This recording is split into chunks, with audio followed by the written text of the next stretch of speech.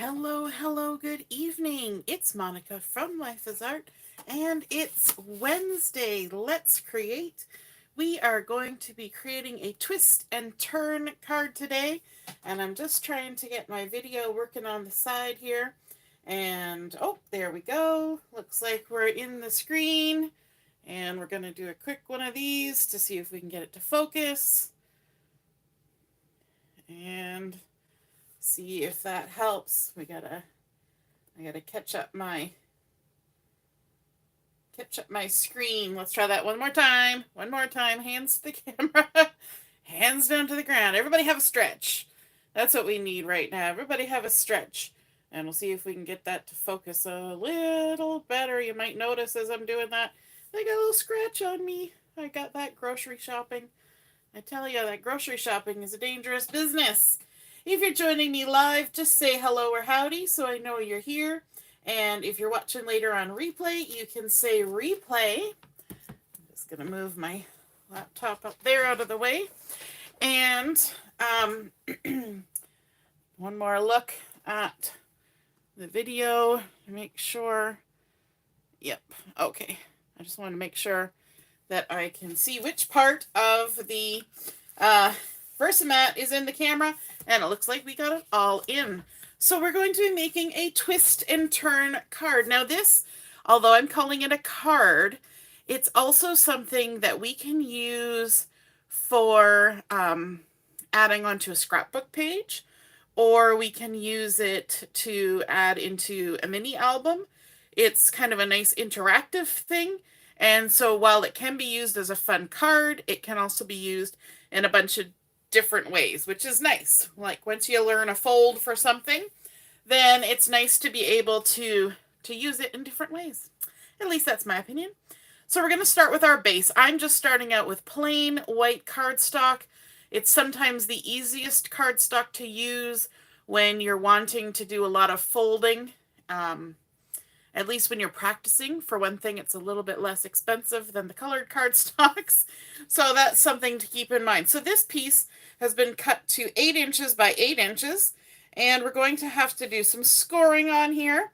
So I'm going to line it up on my Versamat. It doesn't matter which way because it's 8 inches by 8 inches.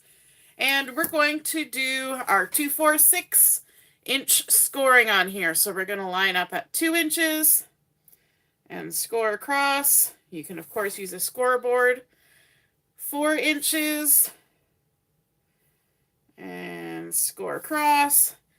And then 6 inches. And oh, I'm where my sign is here. So there's not actually a 6-inch spot right by my paper. But I can at least use my ruler lining it up from top to bottom along that 6-inch line. So there we go. 2, 4, 6. Once we've done that, we're going to turn it 90 degrees and do the exact same thing. Hey, Mom, nice to see you're watching. And Debbie, hello, hello, good evening.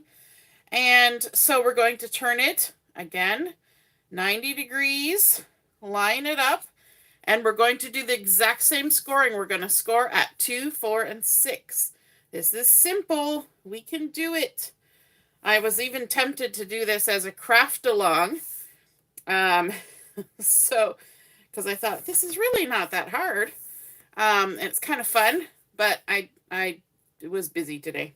And I didn't get time to jump on here and give you the dimensions early enough and let you know about the craft along, so maybe another time. So now we've got a grid of 4 squares by 4 squares across our entire 8 by 8 piece. So what we're going to do, and it's hard for you to see in the camera. Let me just scooch up so I can see the video because I can't see chat and video at the same time to see if those quadrants are catching in the light. And what we want to do is in the center of this concoction of lines, no, you can't really see. So we've got our 2, 4, and 6, and our 2, 4, and 6. And what we want to do is we're going to make a diamond shape in the center. So we're going to come in 1 square and down 1 square. So we're in this, so this is the center. Maybe I'll use my pencil, use the tools we have. And I'm going to mark the center here so you can see my center. And then I'm going to mark the intersections. It's even hard for me to see. Around. So we've got our center here, and we've got a square, a square, a square, and a square. What we want to do is we want to create a diamond. So we're going to go to this intersection here, starting at that intersection, and we're going to go to this intersection and create a diagonal. So we're going to start right in the center of that intersection and go to the center of this intersection. So we've made a line through there. Now we're going to go from this one down to this one because we're creating a diamond inside this center square part of our grids. So now we're going to go from this down to here. Okay. So if you think about the center line, the center score lines, we're going around a diamond around where it meets all in the center. So now we're going to go from this intersection here in the center at the bottom up to the intersection over here in the center on the right. Like that. Oops, it went a little past. And then now we're going to go from here back up to where we started. So from the top center to the right center. And there we go. Now I can get rid of my ruler, but not my bone folder. I'm going to come in with my eraser and get rid of these lines because that was just to help you kind of envision those intersections like so. Now we have our grid of 16 squares, 4 by 4, and then we have this diamond shape in the center. And I'm just trying to see on my video whether the lights are picking that up at all, but I don't think so. You'll have to just imagine with me that that's what it looks like. Okay, now we need to do some creasing on these score lines. And we're going to make some mountain folds and some valley folds. And as a little refresher, if we want to create a mountain fold, we come from behind and push the score line up the mountain. And that creates a mountain fold, and it will go like this. So this first 2-inch line, we're going to create a mountain fold. So we're going to come from behind, we're going to push that score line up, and that will create a mountain fold. And because I'm using this and not a scoreboard, I'm going to line it up, make sure that my edges are meeting. And if I hold it up to you, that will show you the mountain fold. It looks like a little mountain. Okay, now the next one here, we want to create a valley fold. And to create a valley fold, we're going to push the score line down into the valley. Okay, so the score line goes down into the valley. We're going to line it up, crease it on that score line. And then, so there we've got our mountain fold, and our valley fold makes a V. Now the next one, we're going to do a mountain fold. So again, we're going to push that score line up the mountain from behind and fold it back on itself like that. So now we've got like a little accordion thing happening with our mountain, valley, and mountain. So now we've got and now we need to turn it 90 degrees and do the same thing with these 2, 4, and 6-inch score lines. So the first one is going to be a mountain fold. So you can kind of, straighten it out a bit. But we're going to go up the mountain from behind. So we're going to push that score line up the mountain from behind. Crease it down. There we go. We can open it back up. And then our next one, we're going to go down into the valley on that 4-inch score line. This is a bit of origami we're doing this evening. I like origami. I've taken classes in it. It's a lot of fun. So there we've created our valley fold. And now this last 6-inch line, we want to make a mountain fold. So we're going to push the score line up the mountain from behind and fold it over. Crease it down. It's important when you're making things like this that this way and that away, that you make good creases. Now we need to deal with our diamond in the center. So we've got this first line here. So what we want to do is push everything down flat and then just lift up on that diamond. You see how the diamond the angle here kind of creases itself or folds itself, and these ones stay nice and flat. So we don't want to accidentally crease those. So we're just going to do a lift, and if I can move this a little bit, we're just going to ever so gently push down on that. We're not going to crease it hard just yet. Okay, now we're going to come over to this one, and as we lift, we're going to see that diagonal line form, and we'll give it a little pinch from behind.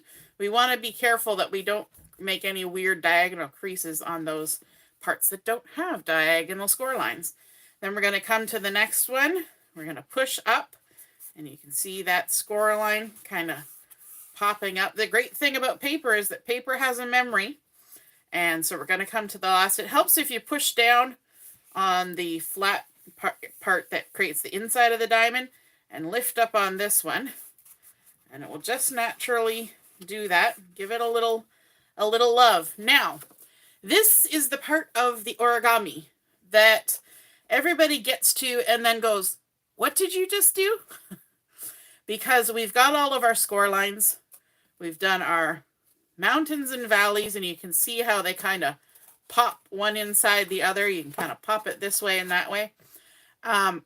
We get to this point, usually, when working with origami or these kind of designs, where the person who knows what they're doing goes, you just go like this.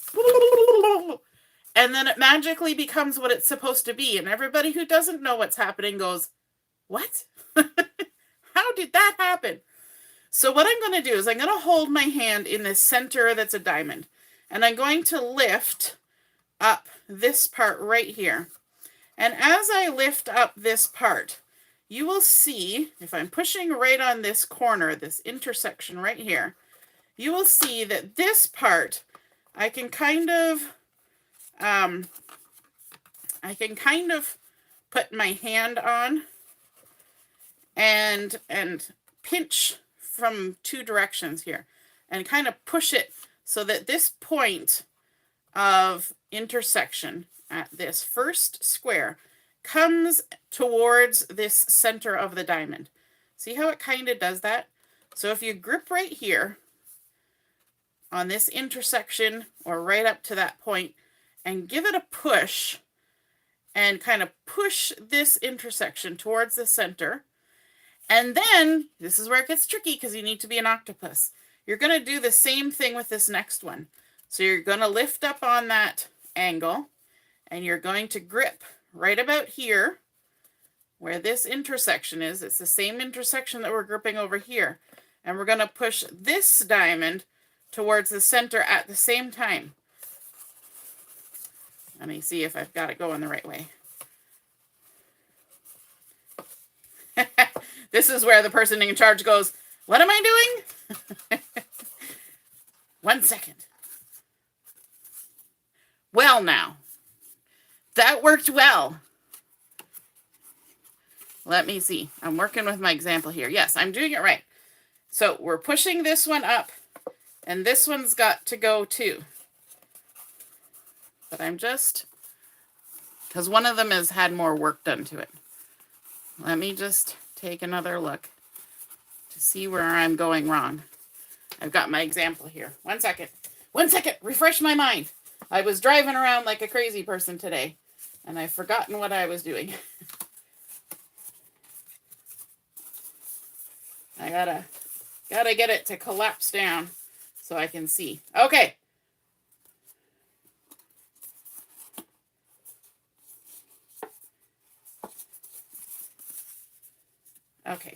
Okay. It's so exciting. Okay. The stress. The waiting. The wanting to see. Okay, so what we're going to do is we're going to lift this up and push it over. And then lift this one up and push it over. And this is going to kind of fold on itself. See, like this? This part is actually going to come back and fold on itself. And we're going to do the same thing with the next one. This intersection, this is the part I was missing, needs to fold back and touch there. So think this is our first square and our second square. We want them back to back. And you can kind of see how it just kind of pops. That's the part I was missing. So we're going to pop that one there. And then we're going to take this one and we're going to pop it on itself over there. And it's going to be a chain reaction. We got to make sure that that diamond lifts up because it's not fully scored. We're going to take this one, pop it on itself. Take this one, pop it on itself. We're going to lift up this diamond and it's going to pop on itself. And you see how it all starts to just kind of go the right way? The last one kind of did itself. And it's all going to fold down into a nice little square like that. And then we all go, what? What just happened? So let's give this a good crease. Because once we have a good crease on it, that center diamond will be well creased. And then it will pop a lot easier.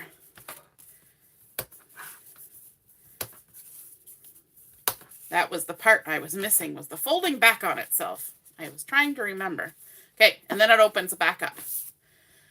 So we've got our diamond here. We're going to take this intersection right in this bottom corner, this first line of crease, and we're going to lift it up, pushing this part of the intersection towards the middle of the diamond, and it's going to fold back, touch the back side of the next square. It's touching the back side of this one. This square and this square fold together. Okay? Then we're going to come and kind of octopus ourselves. So we're going to keep holding that. We're going to come to the next corner. We're going to start at this intersection, making sure our diamond diagonal line pulls up. And this square is going to fold behind that one. Okay, you see how they're trying to fold themselves? And then we're going to come to the next corner square, and we're going to lift it up. And now our diamond is wanting to fold itself really well, and it folds in behind. So they all just fold in behind. And once you get it going, and you've moved it in and out a few times, see how quickly that collapsed now? It's just like, zoop, and it's there. Once the paper has learned the mechanism, it's easy peasy, lemon squeezy. So all you're doing is you're taking this corner and folding it back on itself. It always helps to hold that diamond down. Like that. Then this next corner, folding in back on itself. That one popped out. And then go to the next corner. Oh, they all popped out. Pop, pop, pop, pop.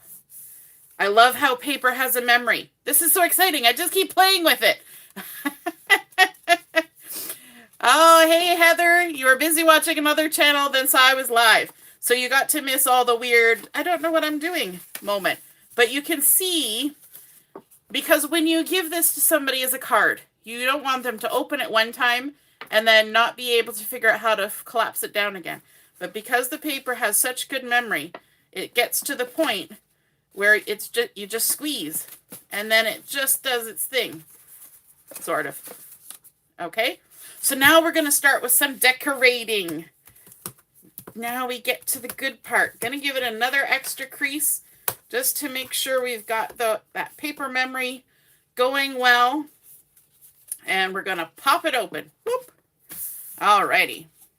Now, to do our decorating, I have got some fun cardstock here. I have 3 blue squares.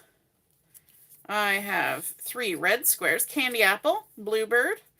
I've got 3 yellow sundance squares and 3 green jade colored squares. Heather says it looks like fun. It sure is fun. Once you get past that, I don't know what I'm doing stage. As you just saw me experience. Now, all of these little squares, there are 12 of them in total, 3 of each color. That's the design I chose. They are 1 7/8 inch square. Okay, so what I'm going to do is I'm just going to start sticking them down in the squares that go all the way around the outside of my card. Now you could do pattern paper for this. The only thing is that, as you saw, when we collapse it, 4 of the corners, the 4 corners will be showing on the front of your card when you put it in an envelope.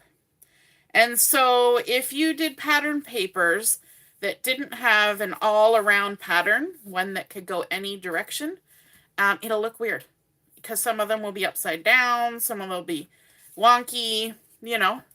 And so I'm just going to make a pattern going all the way around my 4 sides here, centering them in each of these 2-inch squares, and they're 1 7/8, so there's a little bit of white border. This kind of reminds me of a Rubik's Cube, don't you think? And we just had our epic 90s crop last weekend, and Rubik's Cubes, although they weren't invented in the 90s, but I remember playing with them a lot in the 90s. They were still very popular then. They seemed to come back in really big around 2008 until about 2015, because I remember my kids had them and they were big in the stores, and they came out with all sorts of weird different shapes of Rubik's Cubes. Remember that craze where they were all like so many different weird looking shapes? I just had squares when I was a kid. All right, and this is kind of inspired by the Let's Party collection that's in the new January, February catalog. It's the featured collection for the month of January. And I actually am going to be pulling in some pattern paper from that collection in just a second, once we get these all on here.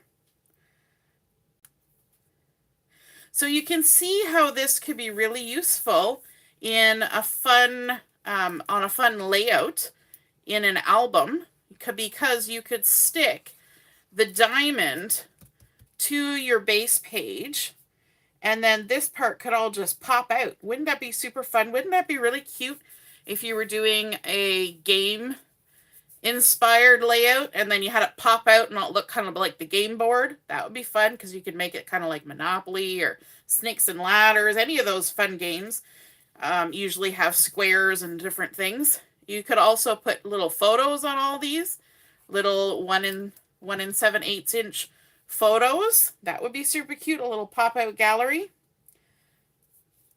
I think that would be lots of fun. You could even stick a map on this and have it pop out. What's next? Green. We're kind of going in a sequence. And the reason I chose 4 different colors, 3 of each, is because when I collapse this down, I'm going to have 1 of each color in the 4 quadrants when it's closed. And I thought that was a nice touch. Originally, I was going to do it all 1 color. And then I thought, you know, we can have a little more fun than that. We can make it all the 4 colors. It probably reminds you of the colors from, is it Sorry? Or one of those games where there's all the different colors around it. Definitely Twister. This would be fun on a Twister layout, because that kind of has a grid thing happening. Lots of things. There we go. If you were visiting somewhere and maybe you had like a subway map or that kind of thing, you could stick it in, fold it up, and it could even be tucked in a pocket. It doesn't even have to be attached. It could be tucked in and then you just pull it out and pop it out. Super fun to play with. I should have done yellow next if I'm keeping with my pattern. Whew. And I'm actually using the light side of Sundance for this.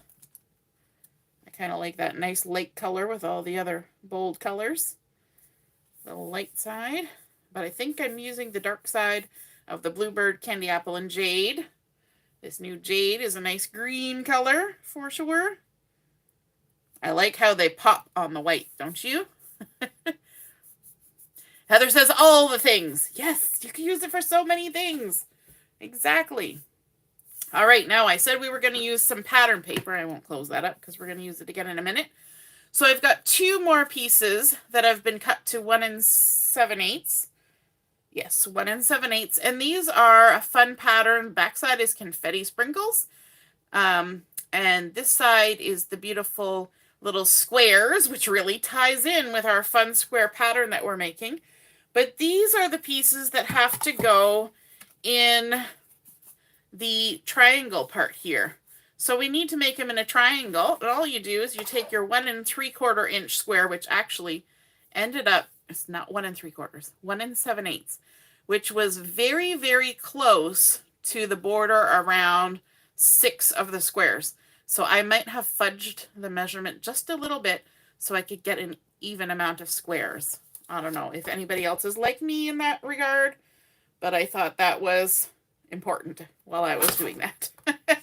So we're just going to line it up from point to point on our little photo trimmer here and snip right from point to point like that. I always find you got to use another piece to push it through. There we go. And then we can glue those on. And of course, if you're adding pattern paper, you're going to want to make sure that it's something like this confetti, like the sprinkles, or the squares, where the pattern works no matter which direction it goes. Okay? We don't want necessarily to have a right way or a wrong way kind of paper. So we'll just go ahead and glue these down. I find little squares and triangles are much easier with liquid glue than with the double-sided tape. It's at least quicker. I don't know if it's easier, but it's at least quicker, especially on camera. Especially after we had to take an extra minute to remember how to collapse the card. But once we got it, we got it. You just got to put that square back to back with that square. And it all just does its thing. I like when things just do their thing. Isn't it nice when you go get in your car and it just works?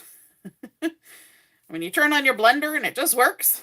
Yeah, we like it when things do their things. There we go. One more. And I kind of like this sort of little grid with the little squares because it matches the squares that we created, but it also, the squares look like they're still straight on. Right? Even though there's an angle cut in them, the lines of the squares are still going straight on. So we just made a tinier grid inside a grid. Very cool. All right, now in this centerpiece, we're going to take a piece of white daisy cardstock. Now, this centerpiece currently is able to bend in a couple different directions. And we don't really want that center bit to be loosey-goosey and bend. We want it to be solid. It's the back of our card, or the base of our card. So by adding a second piece of white daisy on top, we're giving it a little bit more structural integrity. So we've got this piece of white daisy that has been cut to 2 3/4 inch square, but I'm going to line it up on my Versamat so that we're lined up on the intersection here, because I want to do some stamping and I want to make sure that I keep it in line with the diamond shape, because I'm going to be using the Let's Party stamp and thin cuts, the scrapbooking stamp and thin cuts, and I'm going to be using the happy banner and the word birthday, and in order to get them to fit, I have to get them on there correctly, because it's a tight squeeze. So this is the one with the banner, and we're actually going to forget about the little ties at either end of the banner. Those are going to be off the page. Okay, so we're not even trying to get those on there. Otherwise, the whole thing won't fit. It's a tight squeeze. We really got it as tight as we could here. All right. And I probably should have seasoned that. Get it inked up. We got a one and done stamping situation here. All right, so we've inked it up. And yes, I'm going to go off the edge, but no, I'm not going to put anything behind it because I want to be able to see the edge of my white cardstock. So we're going to stamp our banner, and then we're going to take our stamp chamois and wipe up the ink that we just got on our Versamat. Sometimes you just got to go with it. There we go. that over there. I actually had my stamp chamois ready today. And that was Bluebird ink. And then we're going to come in with the birthday and candy apple. Now this time we don't have to be quite as exact because now we've got that banner on there. This one will just fit underneath it. So we've got the word birthday. We'll give it a little seasoning and ink it up. Make sure we got lots of good ink on there. And then line it up underneath. Hopefully straight and hopefully on the piece. There we go. Happy birthday. And that was with candy apple. Kind of looks nice and festive. Actually, when I was putting this together earlier, I thought kind of the way it's got like the red and the blue, kind of this weird swoop here, makes me think of like baseball. I don't know. Just had that baseball feeling about it, I guess. All right, so let's go ahead and stick this down. Now on this kind of card, I don't necessarily recommend putting, you know, dots and sparkles and stuff anywhere in the inside bit because it's got to all collapse down. However, when you collapse it down, if you want to add some bling into these outside corners, you could do that. It you know, depending on what suits your taste. There we go. And now you think, where am I going to write the message? You could add your message just here. You could add your message all the way around. You could have a letter that just goes around and around and around. But remember that these 4 outside corners are going to show when it's collapsed. But we do have an entire 8x8 inch back that is free and clear for any kind of writing that you want to add on there, right? Okay, so let's see. We're going to take our 2 corners and we're going to give it a little push. Now that we've got all that paper on there, we might need to encourage it again. We've got, so this corner is going to go back to back with this one. This next corner, I'm going to lift it up, this diamond part here. And this one corner is going to go back to back with the one beside it. Come on, you can do it. Go back to back. It's all kind of feeling a little soggy from the liquid glue. This corner is going to go back to back with this one. You can do it. And that one. And there. Pop. Pop goes the weasel. All right. Now that we've got it all stuck. Have you ever noticed that when you use liquid glue? That's my one con about using liquid glue, is that the paper starts to get that moist feeling. And especially with things that have to fold and do things, until it dries again, it's going to have that sort of rubbery, moist, isn't that the nastiest word, moist feeling? But there we go. And then we can just open it up, pop, oh, upside down. And now that we've reminded it where it should go, pop. I love how it just all of a sudden goes. All you got to do is take your corners, pop. So it doesn't look cute with those 4 corners out there on the front. There's some game that's sticking into my head that has these colors. Is it, what's that one where you have to, is it Simon? The Simon? Where you have to follow the flashing lights. Maybe that's what I'm thinking about. Somebody else might know. Anyway, so that is our twist and turn card created using the coordinating cardstocks from the Let's Party collection, some pattern paper from Let's Party, and then we've got the scrapbooking stamps from Let's Party, and of course a nice big area on the back to decorate. But I think that's super fun, and kind of when it's all collapsed down, it's very much like a quarter fold card, and it looks like a little present, right? It looks like, you know, you can put a little bow on there. But the finished size on this is 4 inches by 4 inches. So technically it can fit into a standard size envelope, or you can make a custom envelope, or you can, as I say, stick it on your layout and have this part pop out, or you can tuck it in a pocket. You can put it in a mini album, lots of different things. I hope you guys enjoyed seeing that twist and turn card come together. And if you feel inspired to make one of your own, either for a card or to add something to a layout, please take a picture of it and post it in the comments under where I post the photos for this picture on the Facebook group or on the Facebook page. So have a wonderful evening, and we will see you again soon. Toodaloo. Bye.